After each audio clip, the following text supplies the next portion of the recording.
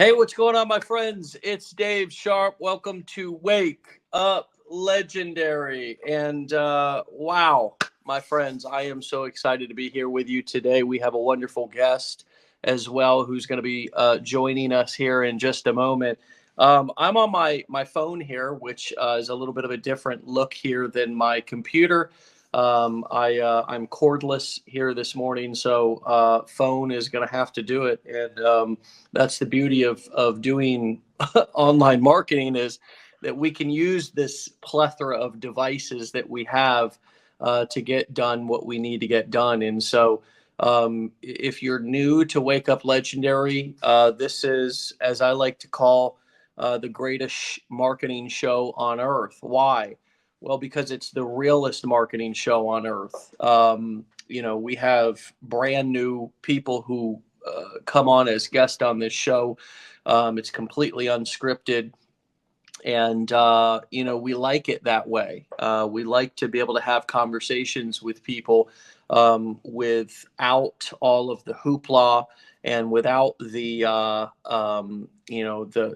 sort of inauthentic, scripted, prompted feel that so many different shows have. And so you're going to get a perspective, and you do get a perspective on this show uh, from people who have, no professional marketing experience, and oftentimes this is their very first time going live and talking to somebody about what they've been doing so far here for the past couple of months. And so this morning we have Amy, and she is in the food niche.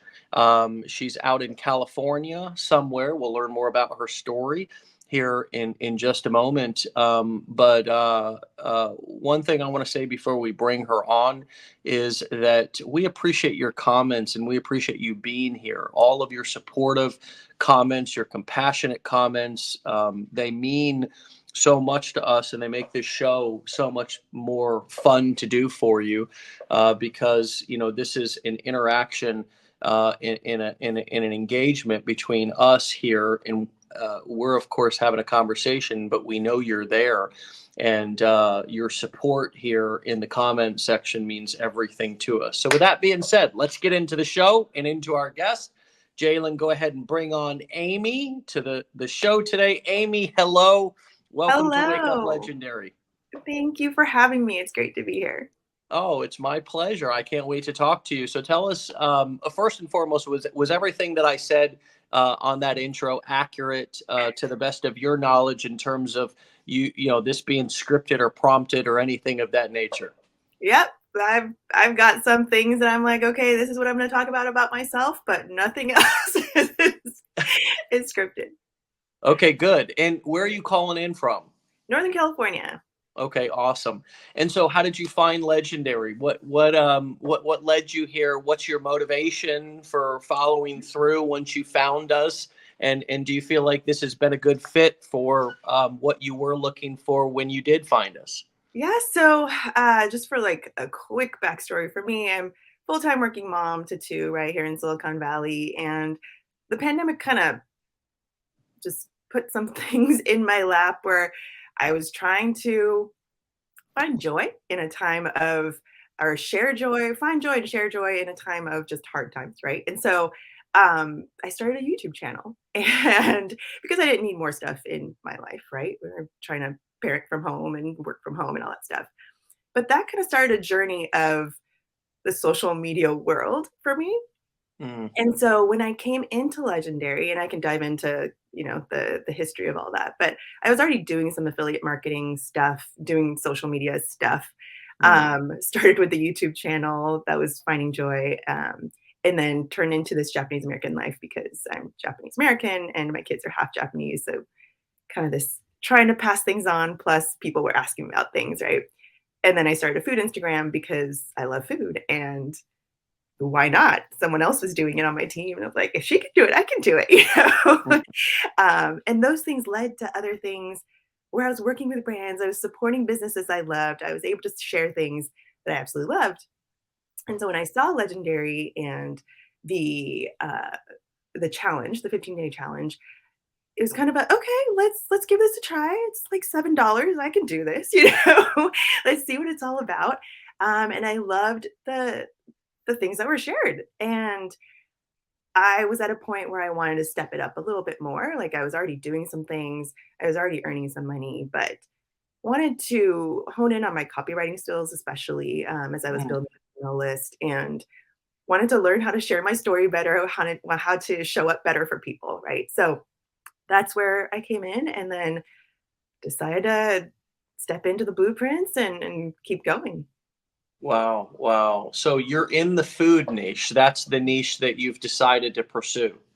Kind of like a food and travel. So the YouTube channel's it's called This Japanese American Life, like I mentioned, but it's kind of Japanese food, travel, culture for like busy parents like me, you know. So a lot of people can get intimidated, like, oh, I can't cook Japanese food. There's so many dishes, there's so many like foreign ingredients, things like that. But I'm just like, just make it easy. It doesn't have to be hard, you know, and putting in culture, like, yeah, I'm a busy working mom. If I can do it, people can do it. You know, it doesn't have to be this big elaborate thing. We can do little things at a time. So hopefully it's an encouragement to people. Yeah, yeah, awesome. Well, I love the concept, and we'll talk a little bit more about, specifically how you're finding promotional partners and products and so forth. But let's talk a little bit about your kind of experience with our education as a, Silicon Valley. What exactly do you do? What's your title? You don't have to say what company you work for, but what is your title and what is your kind of day job?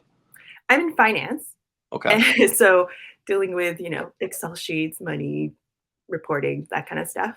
Okay. And I guess I will start with, like, I never thought, some people are very unhappy and we're looking for something else, right?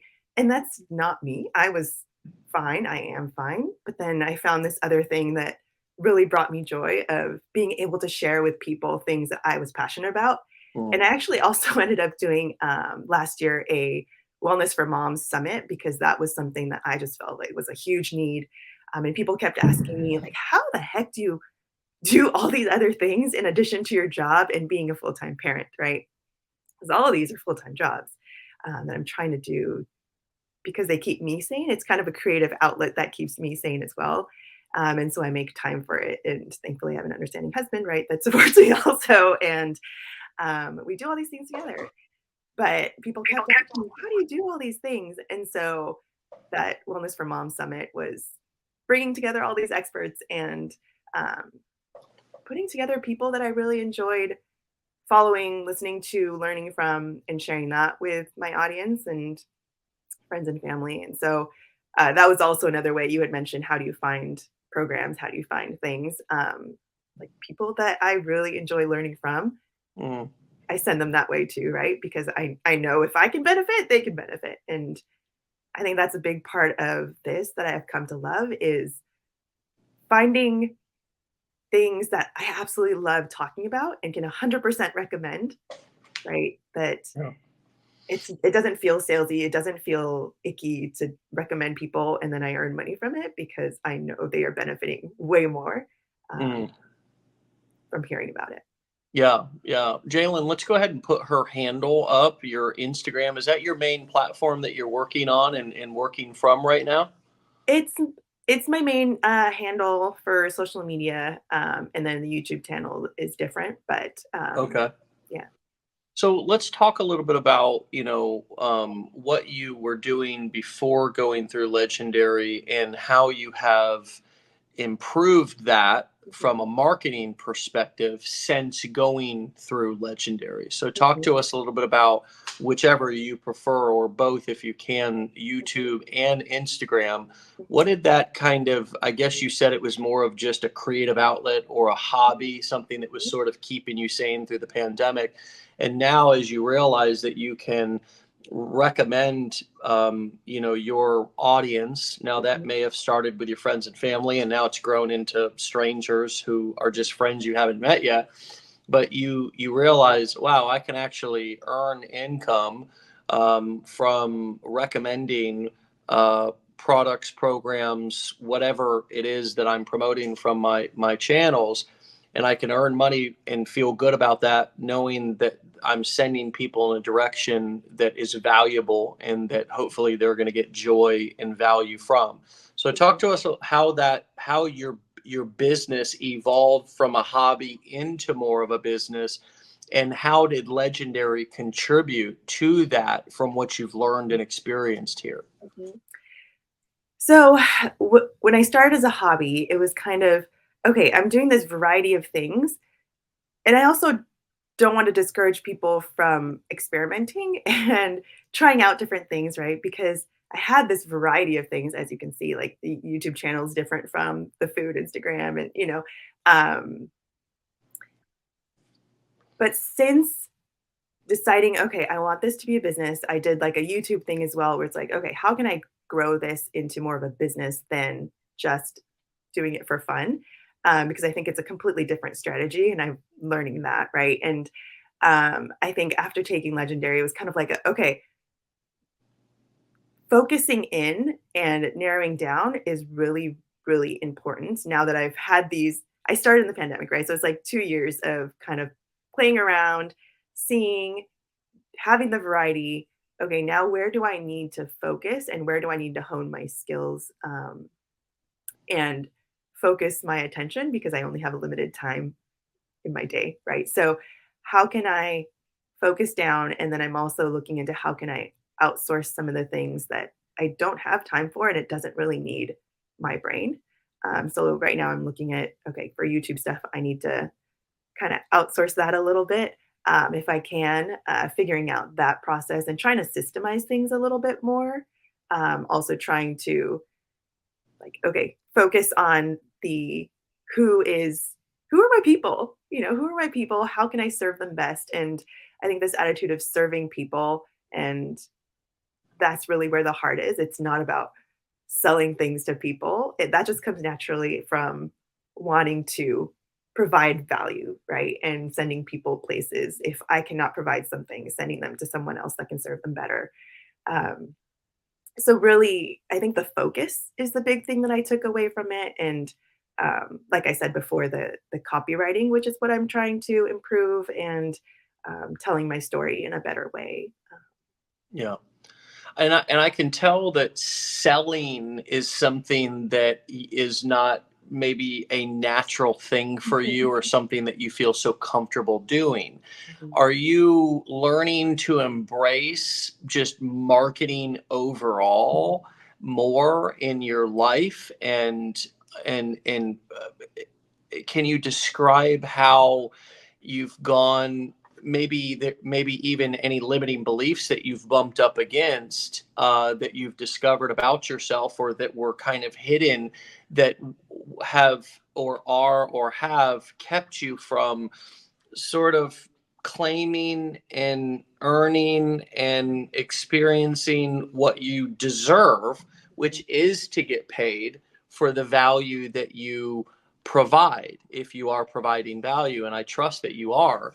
And so talk to us a little bit about how, you know this, you even mentioned selling, feeling, it feels icky if it's like selling, but if it's framed in your mind as serving, it's something more that you can embrace. Talk to us a little bit about, how you've navigated Sure. limiting beliefs, and or your doing this in a way that aligns with you.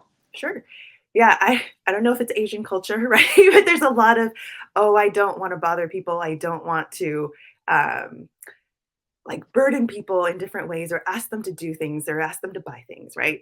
So that's just something that I've grown up with, and it's part of who I am. And over the pandemic, I said I dabbled in a number of different things. One of those was MLM, and Mm. I never thought I would be there, honestly. There were a number of reasons why I did it. Never was there for like, I'm gonna grow this business and this is gonna take me to wherever. Like that was just not where my head was. I just loved the product, right? And Mm. I love a deal. So those are the two things that led me there. I ended up stopping that first one, but it actually led me to a second opportunity that I'm still with and that I really enjoy. Um, and so that's another program that I talk about, as part of my my different things because again, I love the product. Like I'm not there to say I'm going to be the next, you know, top person or anything like that. It's just not the attitude that I have, but I've also come to learn from that company as well where okay, I could just talk about something that I love and there's different things that come out of that. Mm. Um, but to get to that point, to be able to talk about it on social media because it was just like a, "Oh, I don't wanna talk about MLM. I don't wanna share that I'm part of it." I don't there was a stigma for me Yeah. that I had to get over. Um, so that was one thing, but as I was doing especially noticed it from the food Instagram part first, where I was starting to work with different brands and do giveaways or do get free meals or these things which I was super excited about like oh, okay, people really want to work with me Mm. and when they're businesses that I really enjoy and I want to support it was this great thing that I love talking about and I always thought okay, I have to get big before I have these people that want to work with me, Mm. and that's absolutely not true. There are people looking to work with small business or small uh, influencers. I still feel weird calling myself an influencer. Content creators. Yeah, yeah, content creators. But I guess that's another part where like, you just said, "Oh, I don't really call myself an influencer," right? But we are. We're like we all influence people, Sure. and it doesn't. You don't have to be at a million followers to start earning money, to start working with brands, to start doing these things. And I think that was a huge encouragement to me of there are so many ways in which we can have our piece. And also, I don't have to be like that person, like I just can't be that person that I'm comparing myself to in order to be successful. The people that I'm going to resonate with are not the people that $1 million or 1 million follower person um, is resonating with. So I Mm. think it was just coming to terms with, okay, who am I? What are Yeah. my strengths? What can I bring to the table? And who are the people that I'm talking to? Yeah, I love that. And building confidence in your own way, right? Mhm, Because to some, confidence might come through hitting certain income milestones mhm. in their business and that, from earning money. Whereas confidence for you, it sounds like it's coming from validation from partnerships and people actually seeing value in you and you realizing that you don't have to be the super duper $1 million marketing producer. As a matter of fact, that actually does, that's not as big of a not to say you wouldn't welcome that into your life, but that's not as big of a Absolutely. motivating factor or as big of a confidence builder, at least right now in your business. And I think also what's appropriate for one phase of your business may not be appropriate for the other. I think your approach is a wonderful place to be looking to build confidence, and we all could learn from it because um, just having somebody recognize you as an influencer, as a content creator, as a marketer can be a huge first step in your confidence building journey when you're dealing with your own imposter syndrome of can I even do this, Yeah. right? Absolutely. Yeah, and it's not even just brands, right? When people start commenting, like on my YouTube channel, I started it and said, even if it's just the grandparents that watch because we can't be with them right now, that's fine. That's Mm. how I started.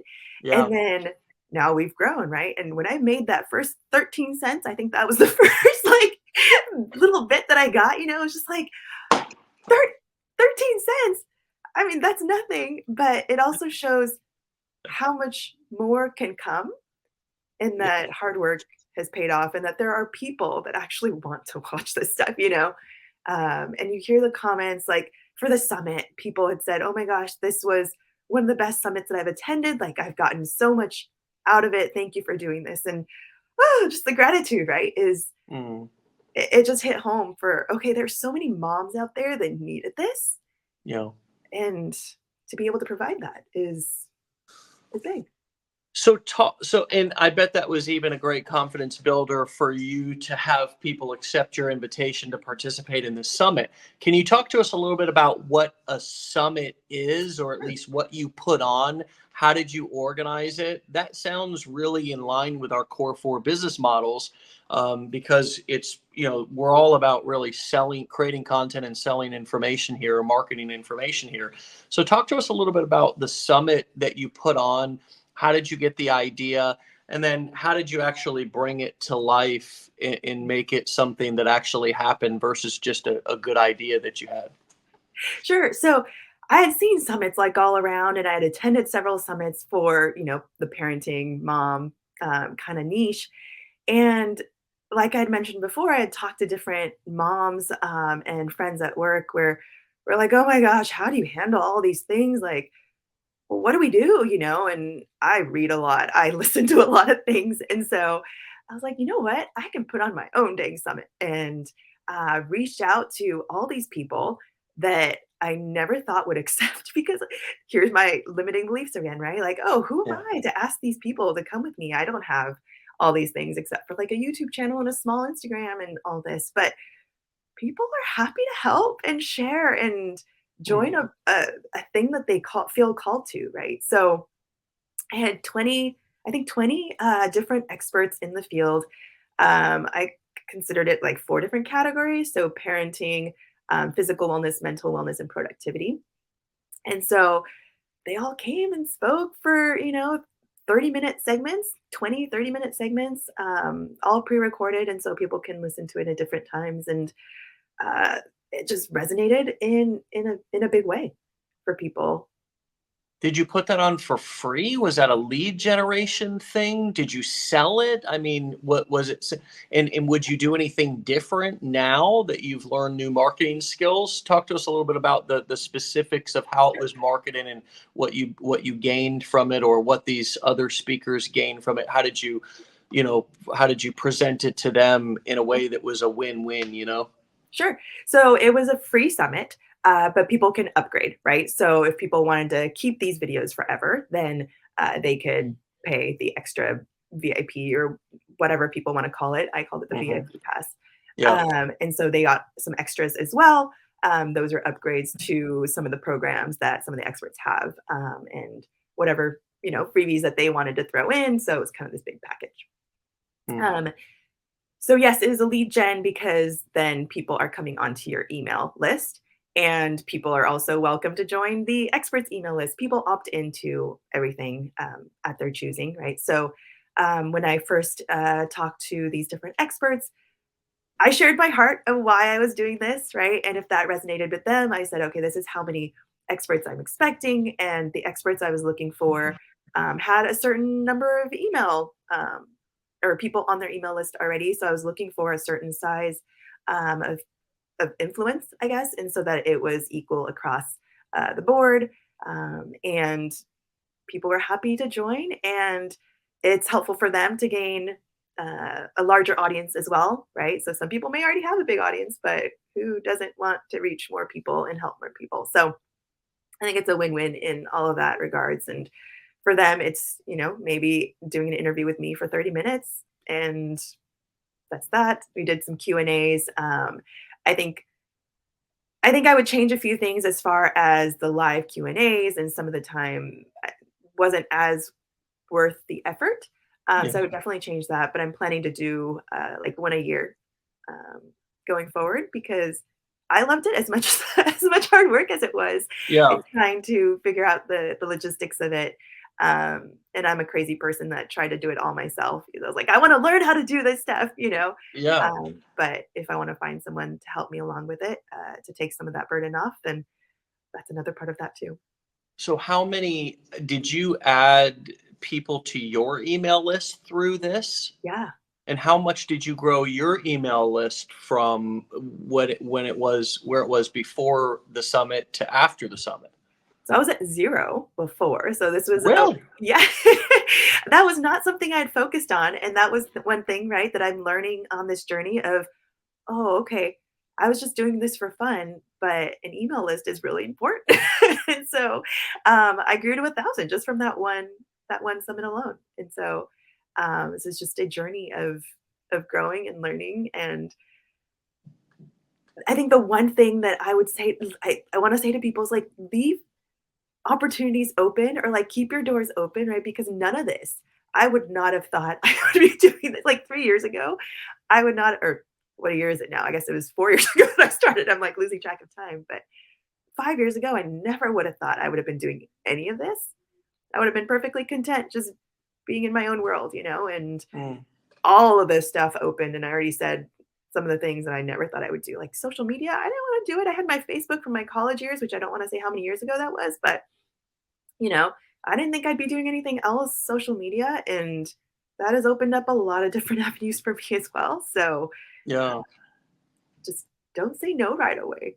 Amazing. What tech platform did you host and facilitate the sales of the VIP upgrades, and host the curriculum that they bought, which were the recordings Mhm. of these live trainings? What platform did you host all of that on? I did the system.io. You use system.io? Mhm. Yeah, Wow. yeah. Wow. So I was kind of going this budget method, and I may change that in the future, but this is another, like, if budget is a, like, stop for people, don't let it be a stop, because there are ways you can do this for like fairly cheap. Yeah. It might cost you in different ways, like time and effort and stress, Sure, sure. but Well, but that's um the learning that, I mean, that yeah, is all such valuable time spent, right? I yeah, mean, learning how to navigate these platforms, learning how to set everything up. I think that so I see so many people who want to just fly past the learning curve and get to the money, and it's like you really are, that's like skipping the meal and going right to dessert, and it's like you might enjoy a couple of bites, but you're still not full, right? right, It's not a sustainable way to nourish your body, just like that's not a sustainable way to build your business. Going through the curriculum, for example, if you're learning affiliate marketing or course creation or coaching or events, going through some sort of training, whether that's here or somewhere else. I mean, friends, we didn't invent these business models. We just are teaching and executing them, and eating our own cooking, by the way. So learning, so you're putting your energy in the right direction, and that's the same reason why we go to school or do any sort of education. So we're not just winging it, and and the only one who sees that we don't know what we're doing, right? Because imagine going into finance in Silicon Valley and having skipped any formal education, and you're just going to kind of pretend that you know what you're doing, like you're going to get exposed. And then also that experience, once you've graduated school, whether that's a course that you took or a university that you attended, there is a period of applying those. We call it OJT, on the job training, where you now have to put those principles, those theories that you learned in the safety, in the protection of the classroom, where there was no consequences and no risk really, where everybody got a participation trophy, essentially, to now in the real world where you risk losing your job. You risk making yourself look like a like you don't know what you're doing. You yeah, know what I mean? Like an ass, not an asshole, just an ass, right?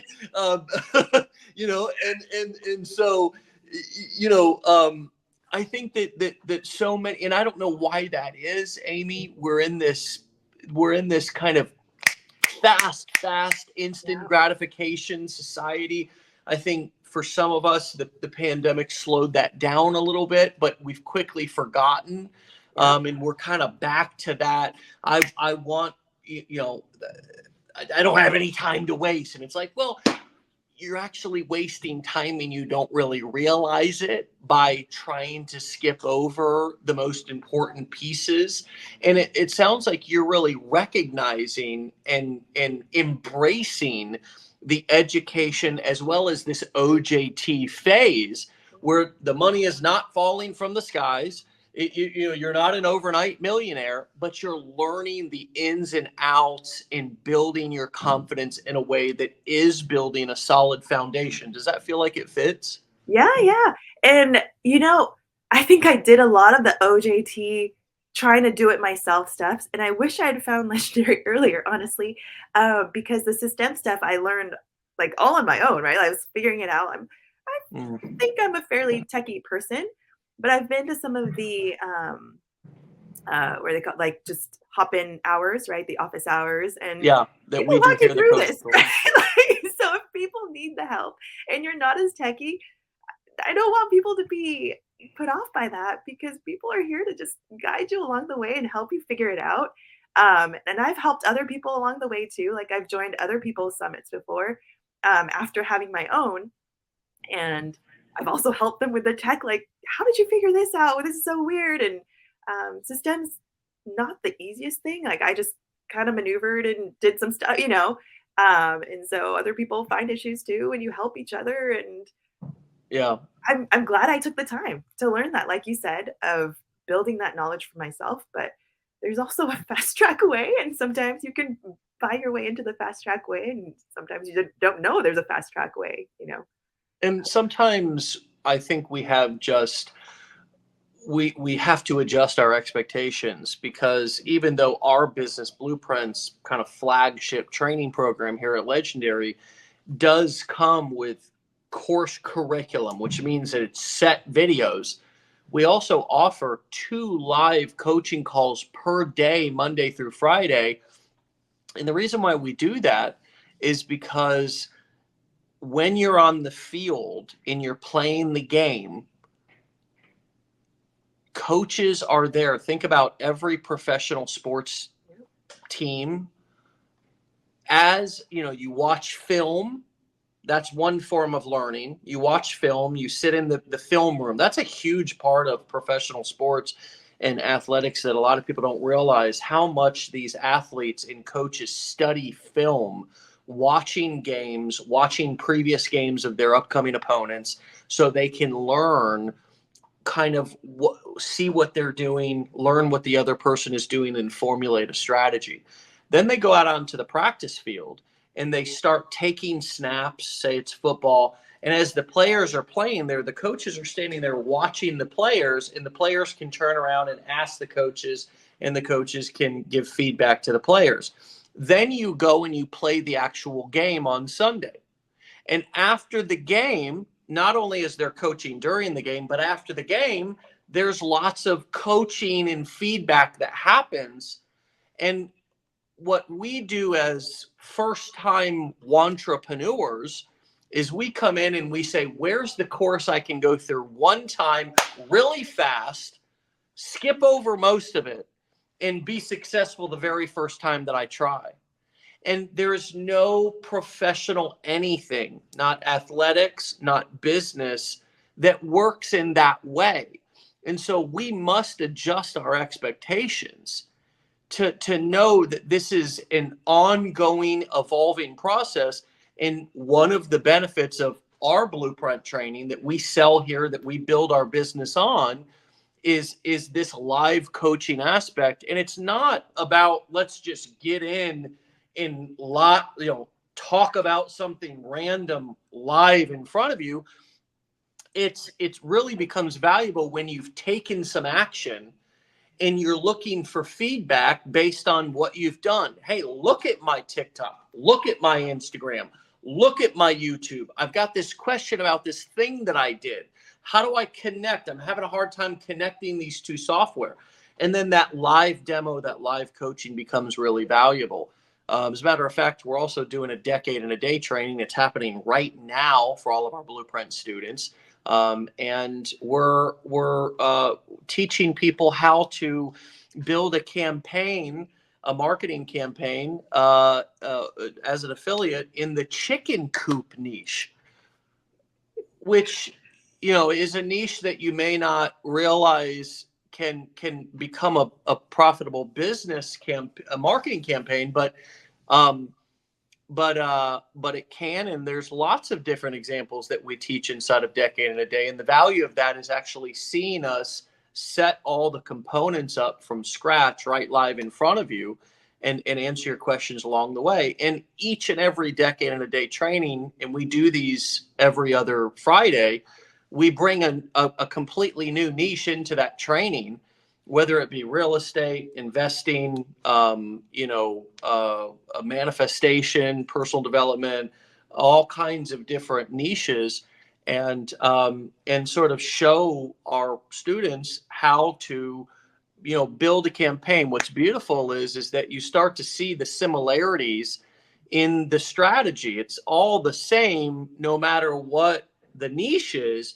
So then it becomes even more simple for us and easier for us to understand how to create a successful marketing campaign, because they're actually transferable skills that transfer from niche to niche. And again, that all comes back to interacting with the community, learning with like-minded people, asking questions, and then applying and realizing that it's not as big of a mystery as it looked or appeared, but it's also just not going to come naturally. It's not just going to fall into place because you put a course on your credit card and bought something.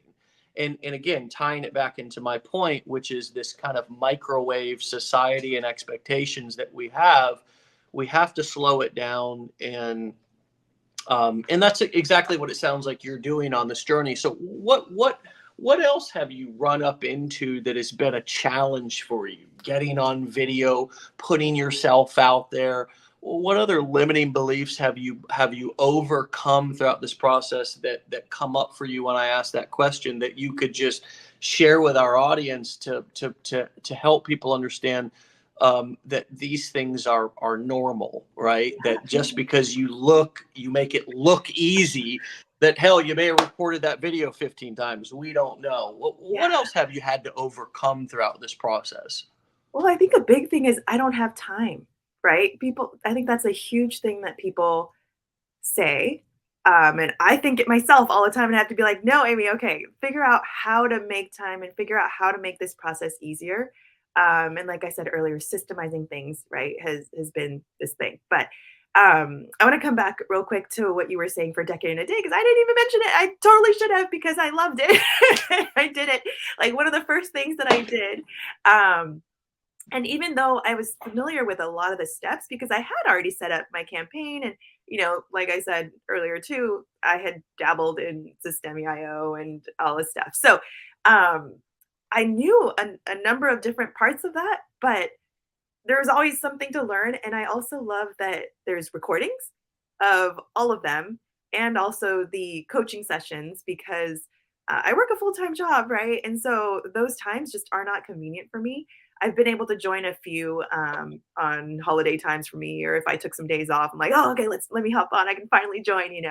And even if we weren't talking about my thing, like even listening to other people's recordings is really, really helpful, because a lot of people have the same issues, right? Including mine. So I love that that is available. And I'm gonna make the time to, whatever my next day off or time that I have available to actually have my own feedback. I'm looking forward to that. But uh, it, a lot of us just find it hard to make the time, and then we end up scrolling, or we end up doing something else, that Yeah. scrolling could be helpful if you're looking for content, if you're looking for inspiration, if you're looking for things, but oftentimes we're not doing that. We're wasting our time just going down a rabbit hole. Yeah. I still find myself doing that and have to be like, okay, Amy, no, no, this is not what you came to do. Like you came for something and do it. Sometimes I have to set a timer for myself and say, okay, I have this much time to like do the thing that I am intending to do. I've I've looked at different productivity methods, which was also another reason why I had the summit. The productivity part was a huge thing for me. Right. I hear this so much of, I don't have time. How do you do all these things? Um, and we can. It's just about prioritizing and figuring it out. And my kids have now become a big part of my YouTube and my food. Like they're my food buddies. Like my husband Mm. is not so much a food buddy. He was like, "Oh, I'll stay home and I'll take the kids." And, but it's become a fun thing that we do as a family. They've become part of that. And then when when we get to like try new things, like I just love sharing this with them and have them be a part of this journey. And then Yeah. it's not like I'm taking time to go do other things. I found a way to incorporate it together and have this be a fun thing for all of us to do together.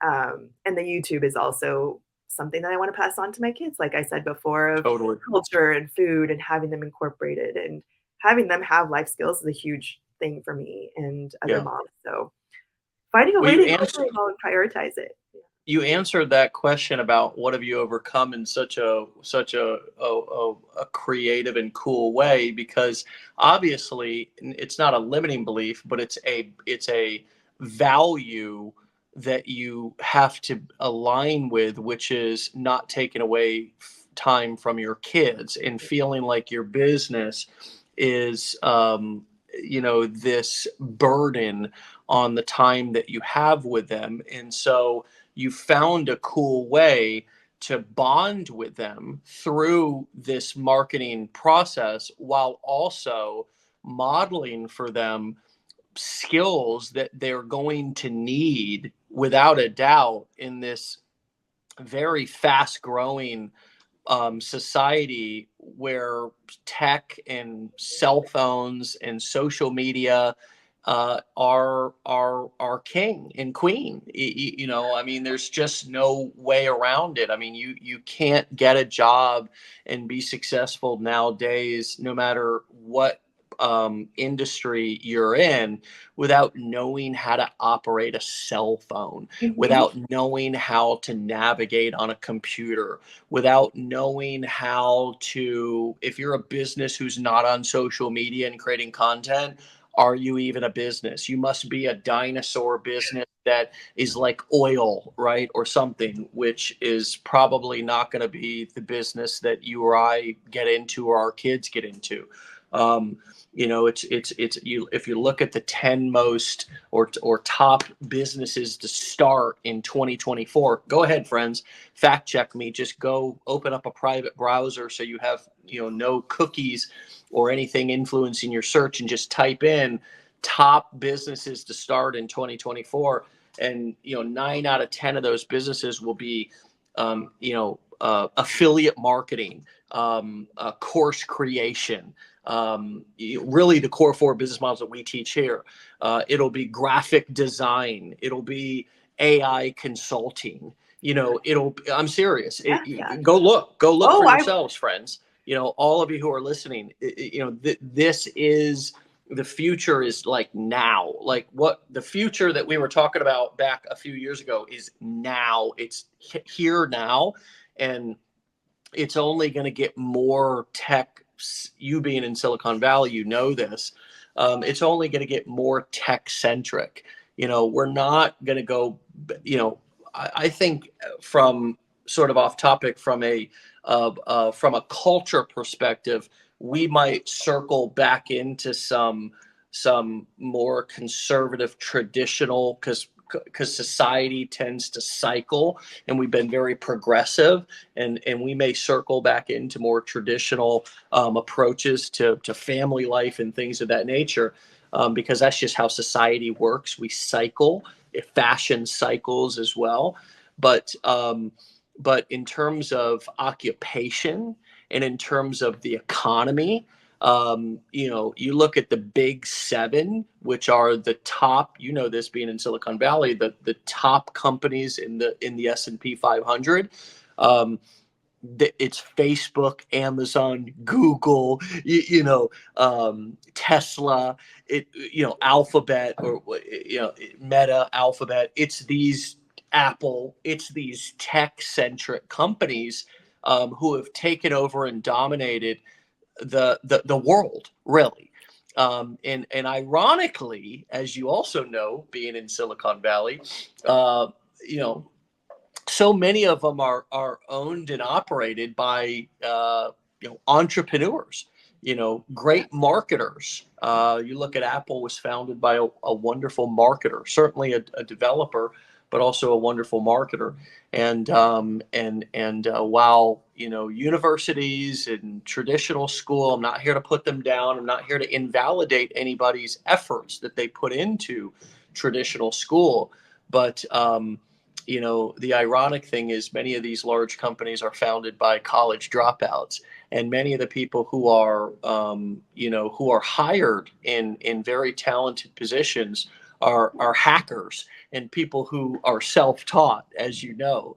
And certainly the marketplace in terms of the internet is being the playing field has been leveled, where no longer do you need to have a degree in order to start a profitable business online. In some ways, that can even be it can even be a hindrance, because we get into this sort of lifetime college learning mode, and we have a hard time with application, because learning can be a safe place for us to kind of stay. And that's why I'm so happy that you, as clearly a well-educated woman, working in finance, working in Silicon Valley, have taken the leap into action and in an application, because that, and I'm sure you will agree, but if you don't, please disagree. That is where we learn how to go from entrepreneurs to entrepreneurs, is in the phase of application. And that is certainly the phase that you're in right now. And so tell us, in closing, as we bring this in for a landing, what have you learned about yourself through this process that you did not know, or that you've rediscovered? I mean, it's kind of following my passions, right? Because I think I'm in the finance field. I think I'm here for a reason. I've always had like this money mindset and wanting to make things work in that way, right? I've been here for a reason, but this is a completely different thing that I embarked on. And it was following more of my passion in a different way. This is the food, the travel, the culture, all these things, wellness for moms, like all of this comes from my experience, my love for passing on to things that I love talking to people about. And I want people to be encouraged that, yes, what you're saying, like the education, people come from like all these different education things, and yet you can also be yourself in a different way and impact others in a big way, And um, like we were saying with having my kids be brought into it, this is kind of sidetracking, but I think there's all these creative ways in which we can make things work, because not only are they having fun with it, but now as a small business, I can actually pay them for it. So it's like all these different ways in which we can benefit and think creatively and think outside of the box. And I think it's just inspiring to think of all the different ways in which we can help our kids learn, help ourselves learn, and benefit along the way. Because I never thought, okay, I don't need this income from this other stuff. I'm doing just fine, but to Mm. see the possibilities that are there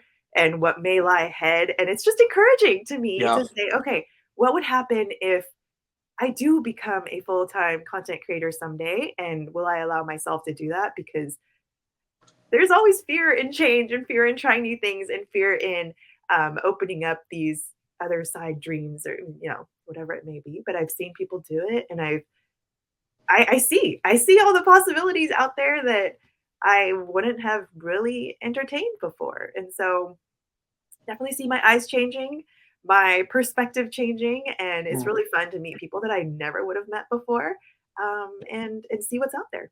Yeah. And there's so many awesome wealth building strategies once you do, and I'm not a tax attorney, I'm not an accountant, I'm not a financial advisor.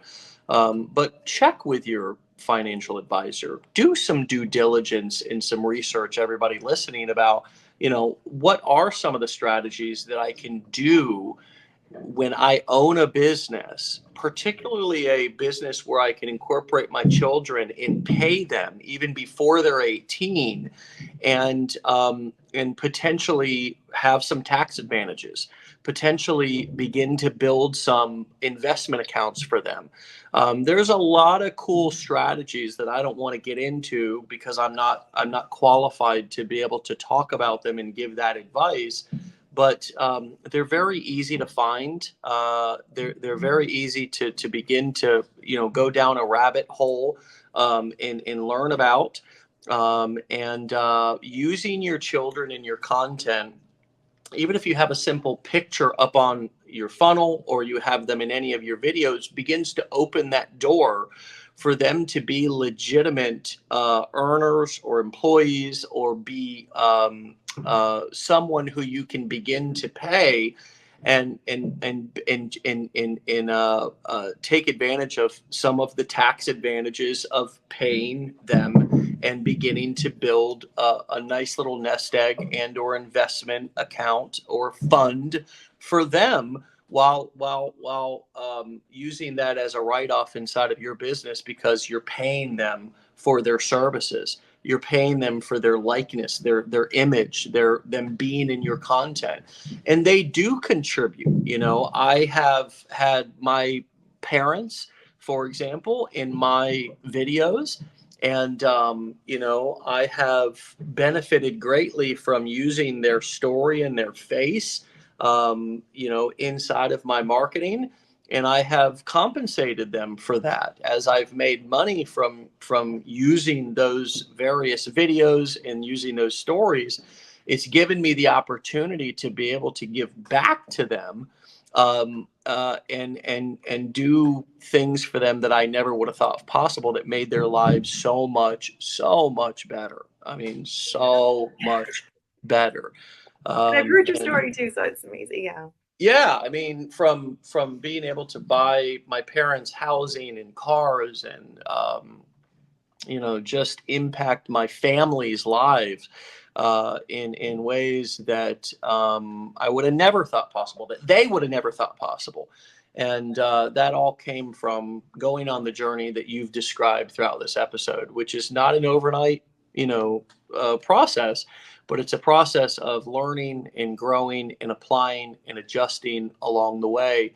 And I wouldn't have had it any other way. I have zero regrets, and I'm so excited for you getting into this, Amy, and finding your own path and doing it in a way that makes you feel good and lights up your spirit. And so, thanks for being on with me this morning. It's been a wildly valuable, inspiring, fun episode with you this morning. And I know you're busy, so we'll let you get back to your life. Come back and see me. Keep me posted. Will do. And thanks for your time this morning, my friend. Stay legendary. Thanks for having me. It's been fun. All right. We'll talk to you later.